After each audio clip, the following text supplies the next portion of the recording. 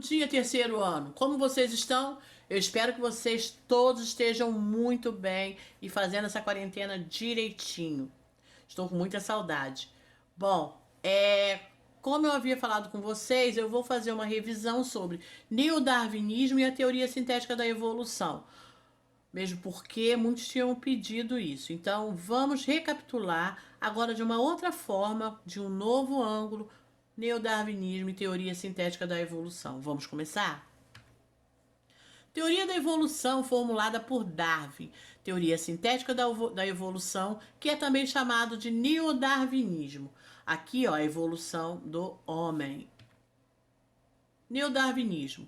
Depois disso, vários cientistas começaram a conciliar as ideias sobre seleção natural com os fatos da genética, o que culminou com a formulação da teoria sintética da evolução, às vezes chamada também de neodarwinismo. Darwin propôs uma nova explicação para o fenômeno aceito da evolução.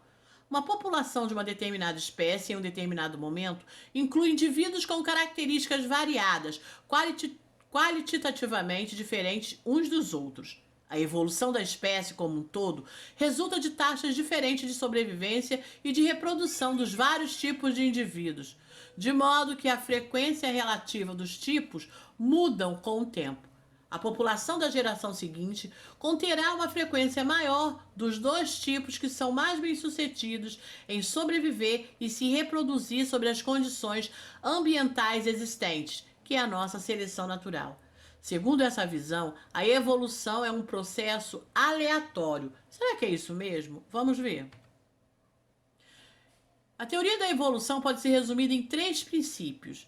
Princípio da variação. Entre os indivíduos de qualquer população, há variações quanto à morfologia, à fisiologia e ao comportamento. O princípio da hereditariedade. Os descendentes se assemelham aos seus genitores mais que os indivíduos não aparentados. Você já deve ter visto algum caso assim. E o princípio da seleção.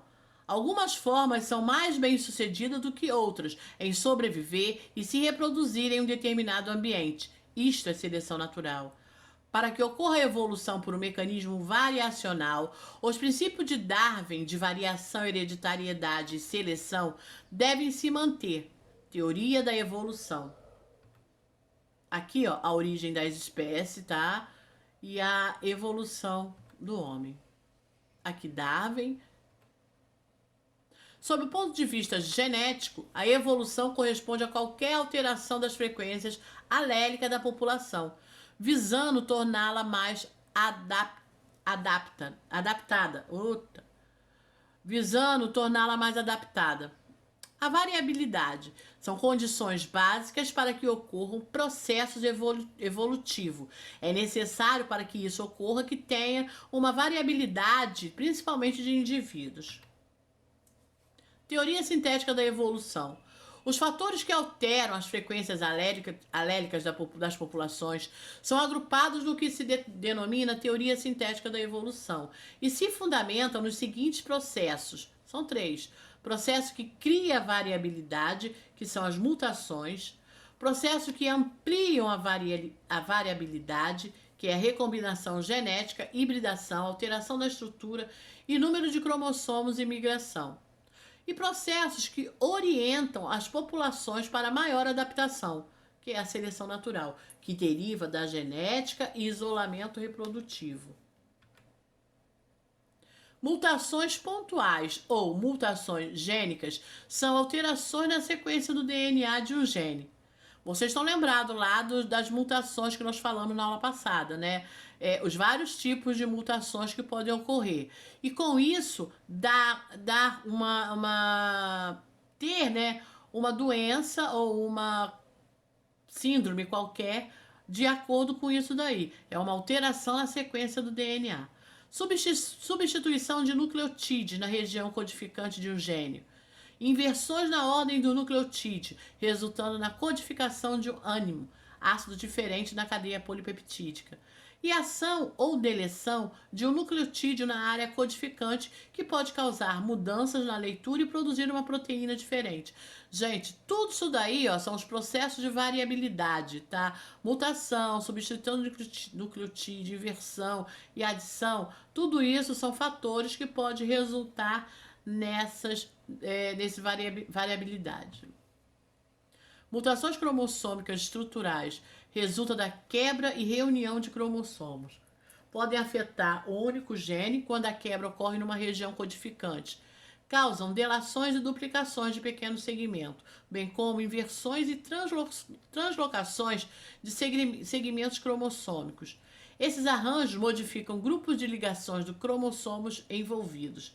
Bom, isso daí é a genética, gente, tá? E a engenharia genética hoje está muito avançada e ela faz com que tudo isso possa acontecer. Basta apenas que na hora da fecundação eles mexam e pode ocorrer várias dessas outras coisas. Seleção natural é um mecanismo direcionado não aleatório. Um exemplo são as mariposas Biston betulária, estudada por Ford e Keltner, da Inglaterra. Elas pousam em árvores do gênero Betula com links, poliformismo para coloração. Então elas pegam essa coloração, olha, elas pousam nessas árvores e elas pegam a coloração do ambiente. Forma típica, cor cinza claro. Forma carbonária, cor escura.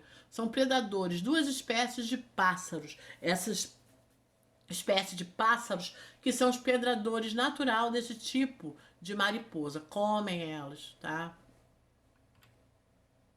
Conforme Darwin já havia proposto, essa teoria considera a população como unidade evolutiva. Uma população pode ser definida como um agrupamento de indivíduos da mesma espécie que ocorre em uma mesma área geográfica, em um mesmo intervalo de tempo. Aqui alguns exemplos, né, de seleção natural, tá? Aqui a gente vê, olha o crânio, o cérebro, como que era, olha aqui, como que era, como que é hoje. Aqui é a evolução, ó. Se nós vemos o macaco, olha aqui, ó, tá? Todos esses animais aqui. Aqui, ó, mais uma vez as borboletas, olha, cinza claro e cinza escuro, tá?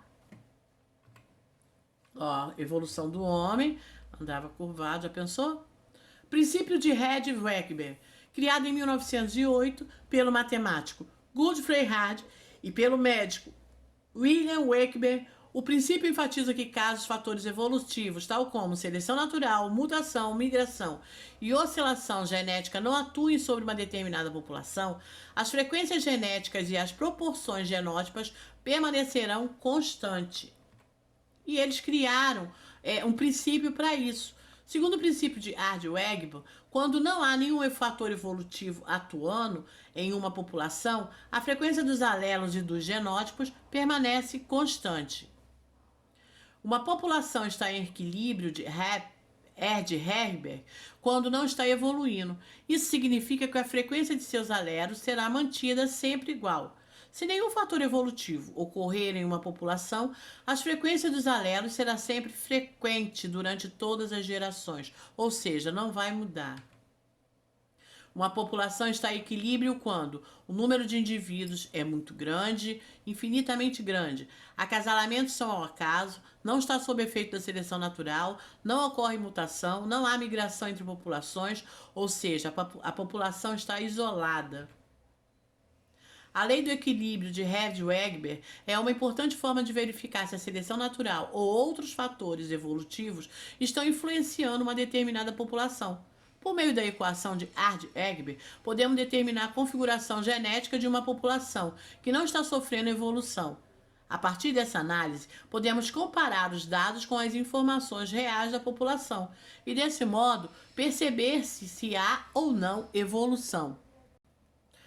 Os fatores evolutivos. Ao discutirmos o equilíbrio de Herd e de Wegener, ficou bastante claro que a estabilidade das frequências genéticas numa população somente pode ser mantida se nela não estiverem atuando os fatores evolutivos, ou seja, se a população não estiver sujeita a mutações, seleção natural, deriva genética e a fluxo genético de população migrante. Os efeitos de tais fatores serão analisados no presente capítulo, ou seja, nesse capítulo que a gente está estudando. Antes, porém, é necessário salientar que a evolução é definida atualmente como a alteração das frequências de alelos pertencente ao conjunto gênico da população estudada. Em vista disso, pode-se concluir que, apesar da evolução afetar indivíduos, não são eles que evoluem, e sim a população como um todo. Os principais fatores evolutivos que atuam sobre o conjunto gênico da população podem ser resumidos em duas categorias: fatores que tendem a aumentar a variabilidade genética da população, que é mutação e permutação, e fatores que atuam sobre a variabilidade genética já estabelecida, que é a migração, a deriva genética e a seleção natural. Bom, eu vou deixar vocês com esses exercícios aí, tá? Façam no caderno esses exercícios, releia o capítulo do livro, tá? E tem mais um pouquinho aqui de exercício, tá? Como a gente não faz quase exercício, né? Então vai ficar aí. Bom, fiquem com esses exercícios, façam tudo direitinho e qualquer dúvida pode falar. Eu estou lá na Classroom e a gente se encontra lá, tá bom?